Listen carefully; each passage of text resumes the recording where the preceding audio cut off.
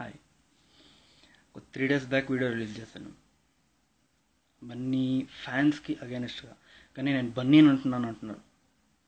Bunny fans Pavan Kalyan అంటున్నారు. నేను Pawan Kalyan fan, mega fan కాబట్టి బన్నీని అంటున్నాను, అంతే. అలా అన్నా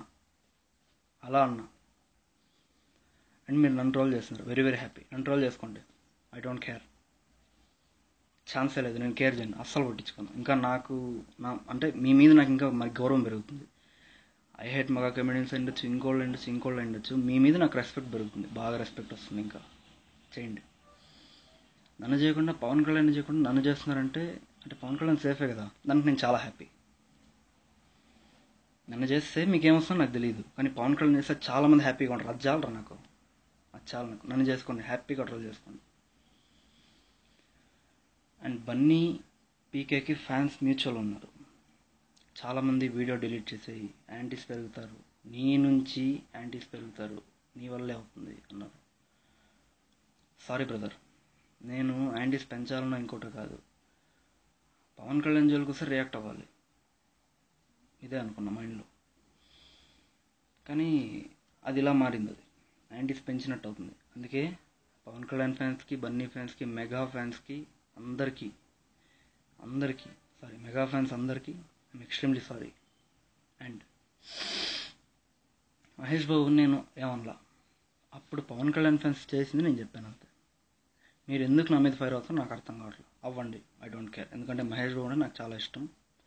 ఆయన్ని అనాలనే ఉద్దేశం కూడా నాకు లేదు, రాదు. ఎప్పుడైతే ఆయన చారిటీకి 30% ఆఫ్ హిస్ శాలరీ ఇస్తున్నాడని తెలిసిన వెంటనే ఆయన మీద రెస్పెక్ట్ బాగా పెరిగింది నాకు.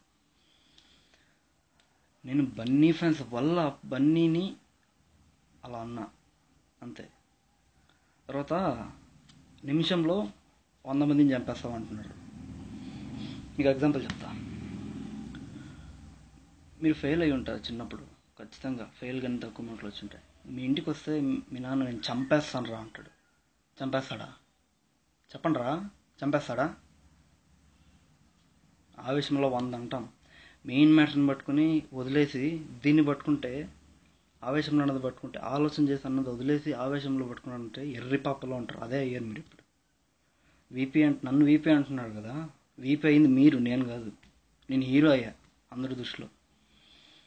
చూస్తున్నారు కదా, లైక్స్, వ్యూస్ చూస్తున్నారు కదా, నేను హీరో అవుతున్నా. మీరు చేశారు, నేను ఖచ్చితంగా నాకు అలాంటి ఉద్దేశాలు కూడా లేదు. మీరు చేశారు, నేను అవ్వాలని నాకు ఆలోచన కూడా లేదు. నా మనసులో ఉన్నది నేను చెప్పాను బయటికి. ఇది బన్నీ ఫ్యాన్స్ ఆపేస్తారు అనుకున్నా, కానీ వాళ్ళు దాన్ని ఇంకోలా అర్థం చేసుకున్నారు, మిస్అండర్స్టాండ్ చేసుకున్నారు. Complete misunderstand. ఈరోజు ఇప్పటికి సోషల్ మీడియాలో రేగుతున్న ప్రతిదీ అంతే కంప్లీట్ మిస్అండర్స్టాండింగ్. ఇది కంప్లీట్గా. బన్నీ ఫ్యాన్స్ పవన్ కళ్యాణ్ ఫ్యాన్స్ తిట్టకూడదు. Of course Pavan Kalyan fans తిట్టకుండా చెయ్యాలి. అప్పుడు ఏం చేయాలి? వాళ్ళని ఆపాలి. అలా ఆపాలంటే ఏం చేయాలి? వాళ్ళు అడిగిన ప్రశ్నలకు సమాధానం ఇవ్వాలి. అప్పుడు బన్నీ ఫ్యాన్స్ అంటే ఆటోమేటిక్గా పవన్ కళ్యాణ్ ఫ్యాన్స్ ఇలా అనుకున్నా, నాలోనే ఇలా ఊహించుకున్నా. తప్పు చేశాను, అలా చేసాను కూడా. అది నేను చేసిన తప్పు.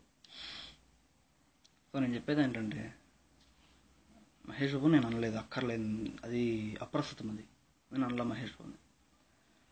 మీరు సారీ కోరుకుంటే I'm extremely sorry. Bunny fans sorry, mega fans, Bunny అంటే ఇంకా మొత్తం మెగా ఫ్యామిలీ ఫ్యాన్స్ అందరికీ ఐఎమ్ ఎక్స్ట్రీమ్లీ సారీ. ఇంకా నేను దాదాపుగా మీ ఎవరికి కనపడను. రంజిత్ చనిపోయాడు అనుకోవచ్చు మీరు. ఇంకా గుడ్ బై.